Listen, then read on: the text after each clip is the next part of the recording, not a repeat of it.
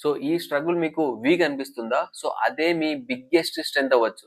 So problems చాలా ఉంటాయి. So cash flow టైట్‌గా ఉంటది. టీమ్ ఇష్యూస్ ఉంటాయి. సేల్స్ అప్ అండ్ డౌన్స్ అయితుంటాయి. సో చాలా ఓనర్స్ ఈ స్ట్రగుల్‌ని హైడ్ చేస్తుంటారు. సో ఫైట్ చేయడానికి ఎనర్జీ మొత్తం అక్కడే అయిపోతుంది.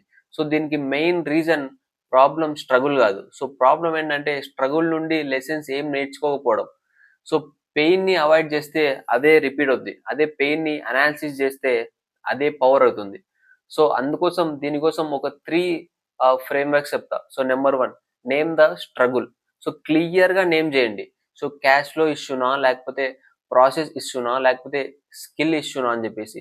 సో క్లారిటీ వస్తే ఫస్ట్ ఫియర్ తగ్గుతుంది. So number 2 build a system around it. So struggles ఎక్కడ రిపీట్ అవుతుందో అక్కడ సిస్టమ్స్ కావాలి. So manual pain is equal to automation opportunity. So number 3 teach what you learn. So అంటే మీరు నేర్చుకుంది కస్టమర్స్‌కి అదొక వాల్యూ. ఎందుకంటే స్ట్రగుల్స్ టు సొల్యూషన్, సొల్యూషన్ నుంచి ఏదో ఒక సర్విస్ ప్రొడక్ట్ వస్తుంది.